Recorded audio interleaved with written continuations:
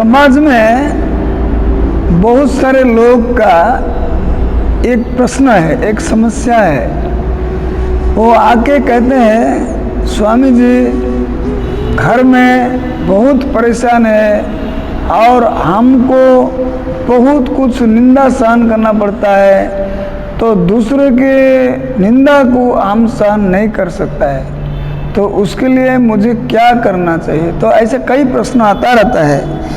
तो उसके लिए शास्त्र में एक बहुत सारे सुंदर उपदेश दिया गया है। तो क्या शास्त्र में बताया है, वो कहते हैं जो व्यक्ति निंदा करता है उनका ऊपर कभी भी क्रोध नहीं करना चाहिए। जो भी व्यक्ति अपने को तो निंदा करता है ना, चैतन्य महाप्रभु ने कहा है तृणादपि सुनी चैन तोरो रिपो सहिष्णुना अमानना मान देनो कीर्तन्य सदाहरि। तो उन्होंने कहा है कि अपना को घास से भी छोटा बनना चाहिए और वृक्ष से अधिक सहन करना चाहिए।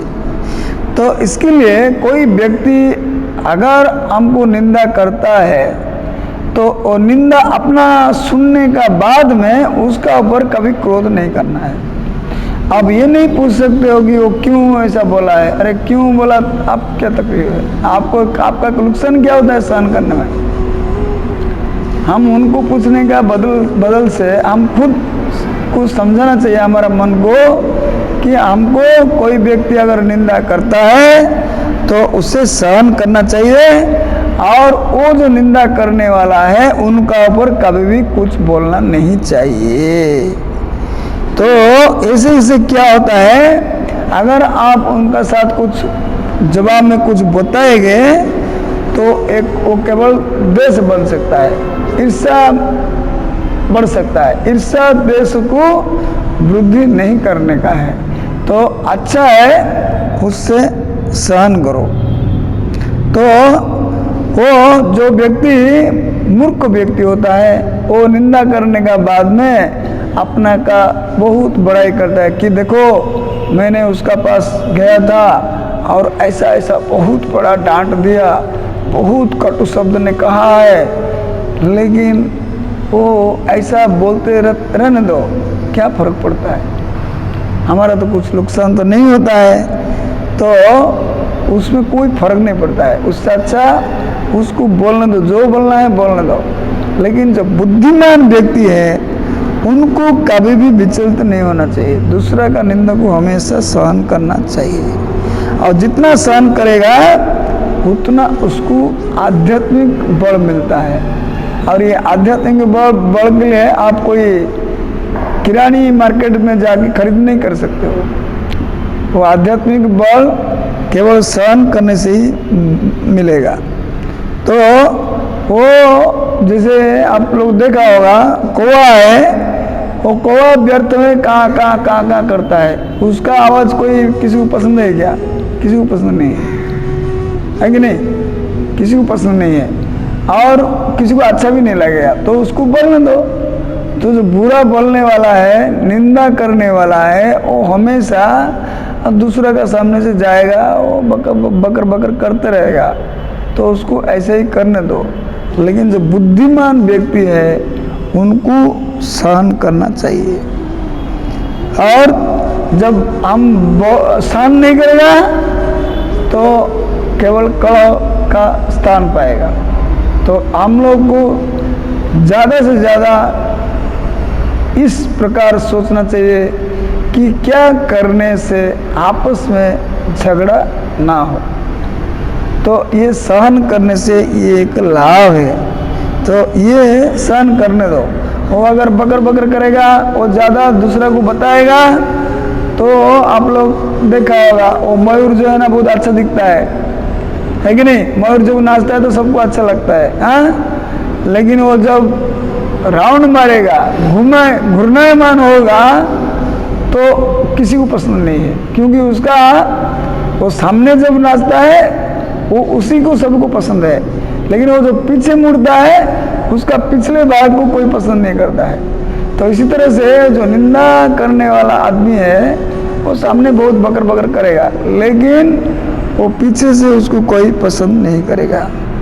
इसलिए मनुष्य को हमेशा सत्कर्म में लगना चाहिए। अपना जो कर्म होता है, नित्य कर्म है, कर्म है, वो हमारा कर्म है, हम कंटिन्यू करना चाहिए, लगातार करना चाहिए। और कौन क्या बोलता है, कौन क्या सोचता है, ये सब के बारे में ज़्यादा ध्यान नहीं देना चाहिए। वो जो व्यक्ति कभी कभी हम देखा जाता है कि वो सामने बहुत अच्छा प्रशंसा करता है और पीछे हमारा बुराई करता है, वो तो निम्न पशु जैसे है उसका आदत। तो निम्न पशु है वो वास्तव में मनुष्य नहीं है। जो सामने प्रशंसा करता है और पीछे निंदा करता है, ऐसा व्यक्ति से हम लोग को दूर रहना चाहिए। अगर जो व्यक्ति निंदा करता है तो निंदा करने वाला व्यक्ति, और हमको कभी कभी ये भी देखते हैं कि उसने बहुत बड़ा पुण्य कर्म भी करता होगा, किया भी होता है, बहुत सारे पुण्य कर्म भी करता है। तो अगर इतना सारा पुण्य कर्म करने का बाद जब पता चला कि वो दूसरों को निंदा भी करता है उसका साथ, तो उसका जो किया हुआ पुण्य कर्म है सब तत्काल नष्ट हो जाता है। तो इसलिए हम लोगों को बहुत सावधानी का साथ रहना चाहिए।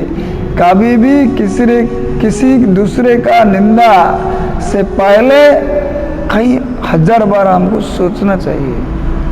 अगर आपका पास कोई दायित्व है, कुछ पदाधिकारी हो, कुछ दायित्व में हो, तो दूसरे को सुधरने के लिए आप उसका निंदा कर सकते हो, उसका निंदा को प्रकट कर सकते हो, लेकिन ऐसे स्वाभाविक रूप में किसी को बताना नहीं चाहिए।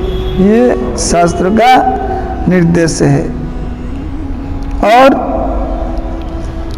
वो सांप जैसे फाँ फाँ फाँ फाँ करता रहता है, वो दूसरे दुष्ट लोग होते हैं ऐसे ही निंदा करता रहता है, कहाँ कहाँ कहाँ कहाँ कौवा जैसे बकता है, लेकिन वो अपना का दोष ही वो प्रकट करता है। आप मत सोचो कि उसने हमारा निंदा करके उसने किसी का भलाई किया है, ना उसी का भलाई किया है। वो जो सुनने वाला व्यक्ति वो भी सोचेगा, अरे ये आदमी आके भगवान के बारे में कुछ बोलता नहीं है, लेकिन दूसरा के बारे में बोलता रहता है। ऐसे शास्त्र में कहा है, ये लोग मेढक जैसे है। मेढक टर्र टर्र टर्र टर्र करता है, जब टर्र टर्र टर्र करता है तो उसका पास में सर्प रहता है, और वो जो सर्प आके तुरंत उसको पकड़ लेता है और उसका जान वहीं शेष। तो इसी तरह से जो निंदा करता है उसका आयु तो ऐसे ही नाश होने वाला है। तो हमको विचलित होने से क्या मतलब है? हमको कभी विचलित नहीं होना चाहिए। अगर कोई हमको आके निंदा करता है तो खुश रहना चाहिए। क्यों? क्योंकि हमारा क्या हुआ जो पुण्य है वो हमारे पास रहता है, उनका किया हुआ पुण्य हमारे पास आता है, तो हमको पुण्य लाभ होता है। और हमारा किया हुआ जो मंद कर्म है, पाप कर्म है, वो सब कर्मों वो उसका पास चला जाता है जो निंदा करने वाला है। तो इसके लिए हम लोग को खुश होना चाहिए। अगर बैठे बैठे अगर पुण्य हम कमाते हैं तो काहे के लिए दुख करना है? खुश रहो। लोग इस बात को समझते नहीं है। कोई बोलता है उसने हमको निंदा किया, हम उसको छोड़ेगा नहीं, उसको पकड़ के मारेगा। लेकिन ये हम सभ्य मानव के लिए ठीक नहीं है। जो अच्छे व्यक्ति है उन लोगों का कर्तव्य ये नहीं होना चाहिए।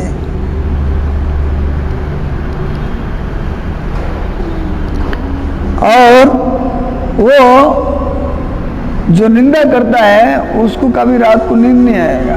वो हमेशा जैसे बिच्छू काटता रहता ना, तो ऐसा उसको जिंदगी भर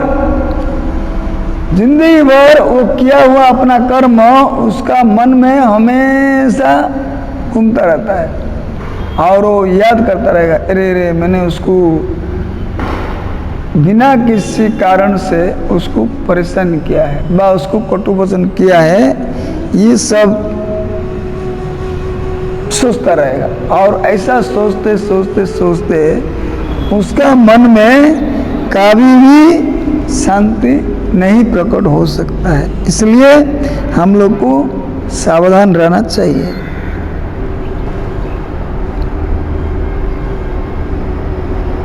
और वो निंदा करने वालों के बदल में हम उनको कुछ बता करके उसका मुख बंद करने का जो प्रयास करता है, ये हमारे लिए ठीक नहीं है, ये बिल्कुल ठीक नहीं है। इसलिए हम लोग को सहन करना चाहिए।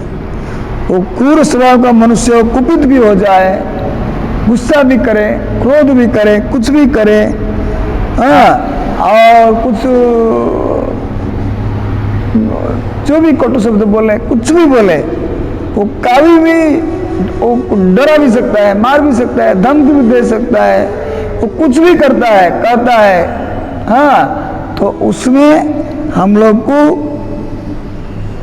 सहन करना चाहिए। तो सहन करने से बहुत लाभ होता है। और क्या लाभ होता है? अपना जितने सारा पाप कर्म है वो नष्ट होता है, और निंदा करने वाले का जितना पुण्य है वो सब हमको मिलता है। आप कोई पूछेगा, जो निंदा करने वाला है उनका पास तो कोई पुण्य है ही नहीं, तो हमको कैसे मिलेगा? वो 84 लाख शरीर का बात यहाँ पर कर रहे हैं। वो हो सकता है उसी टाइम उसका पास कुछ पुण्य ना हो, लेकिन ऐसा नहीं कि उसका जीवन में कोई पुण्य कर्म वो करेगा ही नहीं है। वो अगर इस दिन में हम मर भी गया होगा, शरीर छूट भी गया है, छूट भी दिया है, तो हम कहीं भी रहेगा, तो जहाँ भी किसी भी शरीर में जितना भी पुण्य कर्म करेगा, हमारा पास ही वो आएगा। जैसे गाय का झुंड होता है, वो एक गाय का बछड़ा को अगर वहाँ छोड़ दिया जाता है, तो वो बछड़ा ढूंढते ढूंढते सूंघते सूंघते वो किसी गाय के पास नहीं जाएगा, अपने मम्मी के पास जाएगा, अपने माँ के पास ही जाएगा। तो इसी तरह से हमारा जो किया हुआ जो कर्म है वो किधर नहीं जाएगा, वो घूमते घूमते घूमते घूमते हम किसी भी शरीर में रहेगा तो हमारे पास आएगा। तो इसी तरह से निंदा करने वालों व्यक्ति का जितना भी पुण्य कर्म इस जन्म में हो या तो अगला जन्म में हो या कहीं भी रहता होगा, और हम लोग किधर भी रहेंगे, कोई भी शरीर में रहेगा, तो उनका पुण्य हमको ही भोगना पड़ेगा। तो इसके लिए समाज में हम लोग को ये शिक्षा लेना चाहिए, और कभी भी दूसरों का कष्ट, दूसरों के तरफ से जो दिया हुआ कष्ट है, अपमान है, जो भी पीड़ा है, उसको सहन करने से ये लाभ है, और इसी में हमारा उपकार होता है, और इसी में भगवान भी प्रसन्न होते हैं। हमारा पास चाहे कोई गुण हो या ना हो, लेकिन ये सहनशील का जो गुण है, अगर ये एक गुण है तो हमारा पास सब गुण होता है। तो इसके लिए हम सभी को शास्त्रों का ये निर्देश है कि दूसरों के द्वारा दिए गए कष्ट, दुख या कटु वचन को सहन करना चाहिए। सहन करने से हमारा बड़े से बड़े विपत्ति से हम पार होते हैं, और हमारा जो पाप है वो नष्ट होता है। अगर बैठे बैठे अगर हमारा पाप कर्म नष्ट होता है, तो इसमें हमको दुख करने की आवश्यकता क्या है? तो इसलिए सहन करना चाहिए। हरे कृष्ण।